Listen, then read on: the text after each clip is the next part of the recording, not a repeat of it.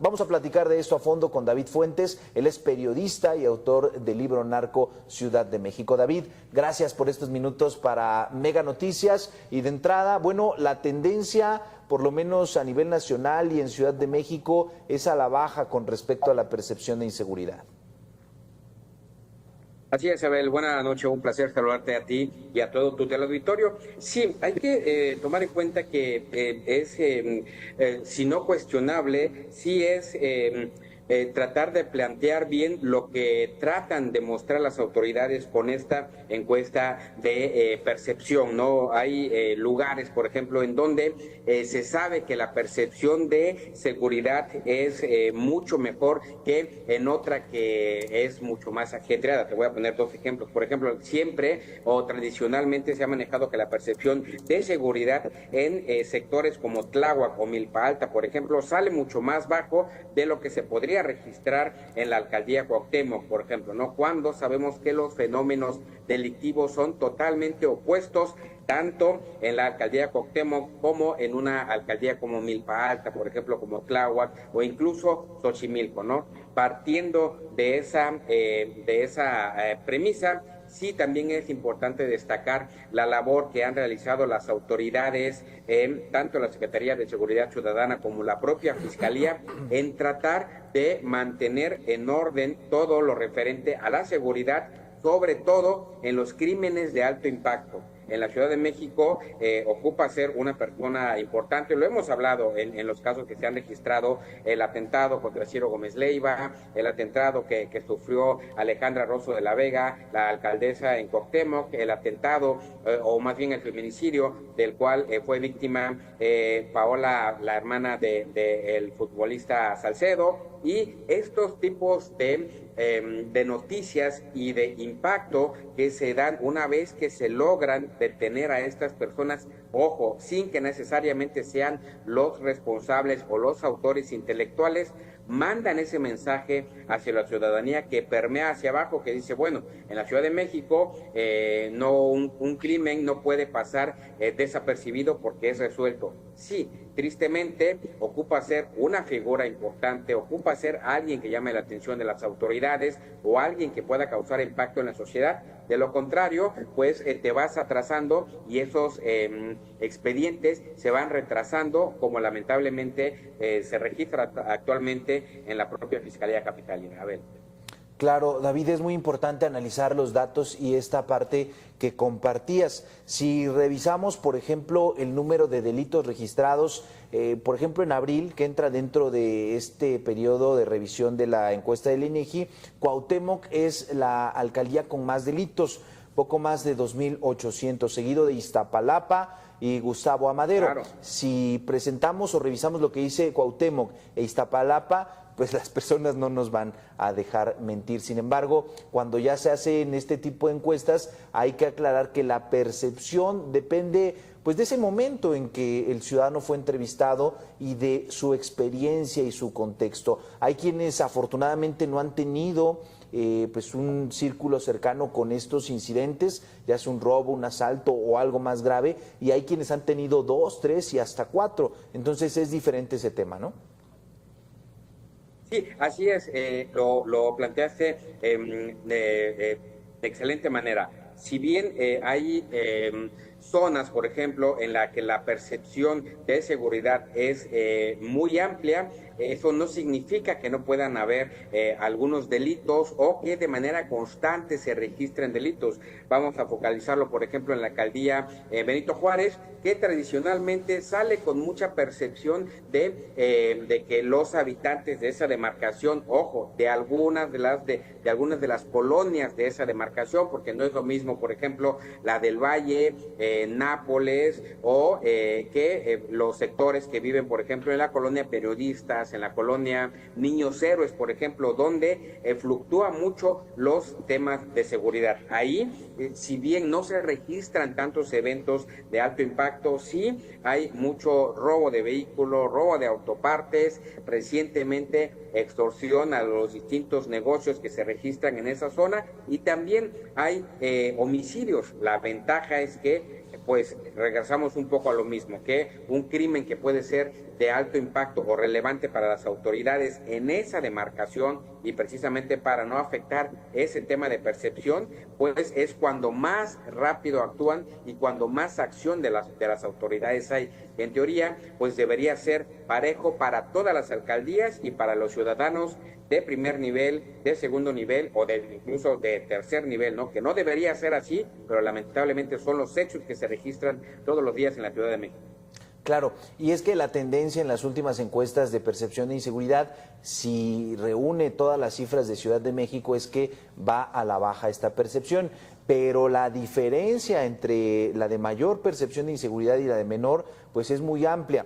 Por ejemplo, Xochimilco y Azcapotzalco, casi 7 de cada 10 ciudadanos se sienten inseguros, no tienen buenas condiciones o perciben que no tienen buenas condiciones. Y ya mencionabas el caso de Benito Juárez con 18%, es decir, casi 2.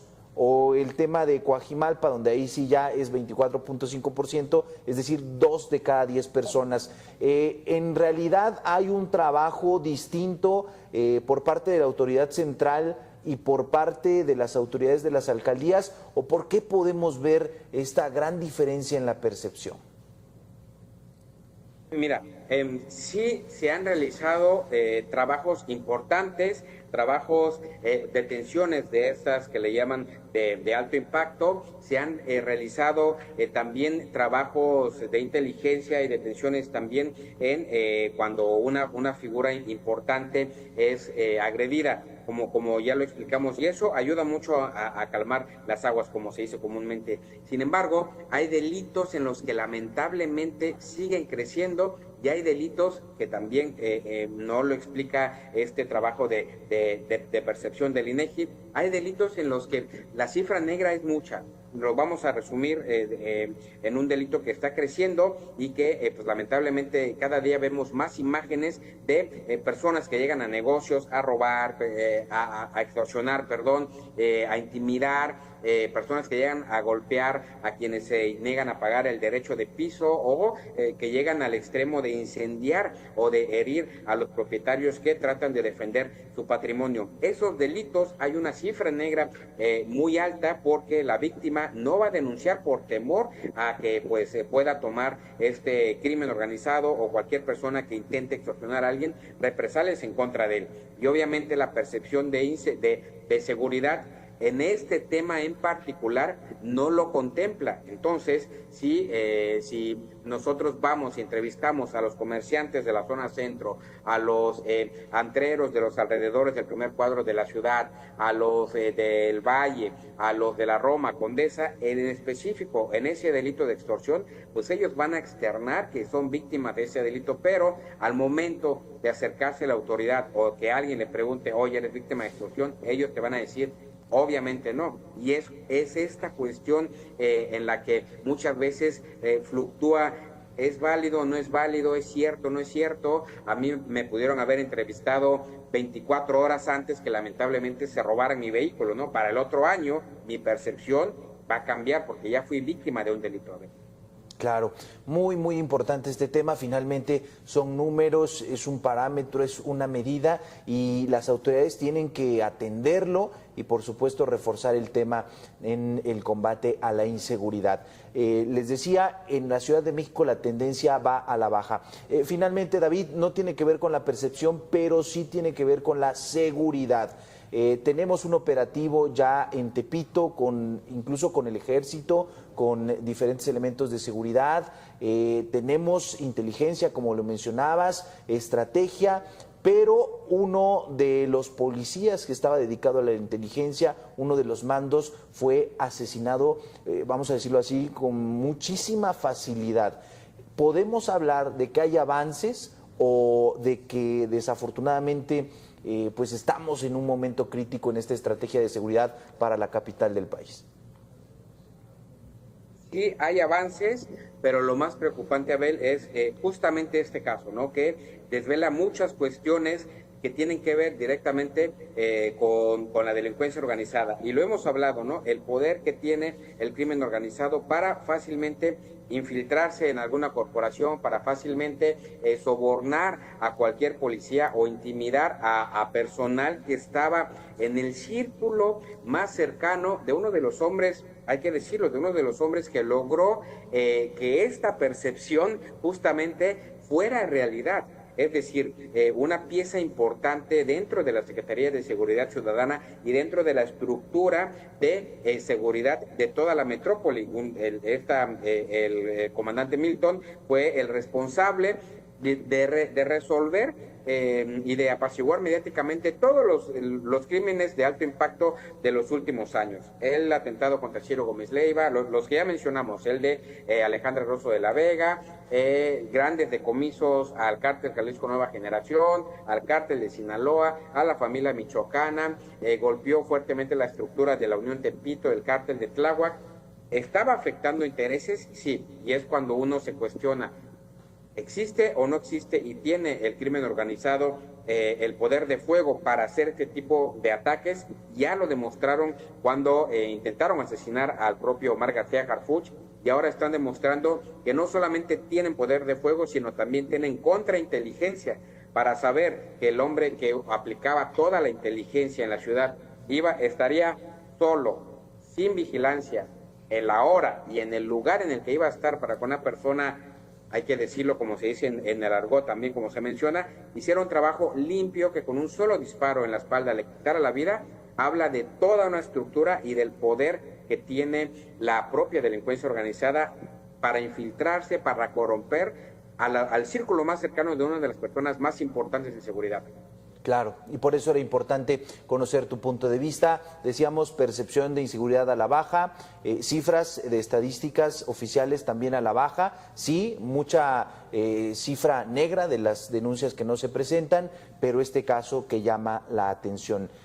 Podríamos decir entonces que sí hay mucho avance, pero desafortunadamente también otros retos que atender. Platicamos esta noche con David Fuentes, periodista y autor del libro Narcos CDMX. David, gracias por estos minutos para Mega Noticias. A ti, Abel, un saludo, buenas noches. Buenas noches.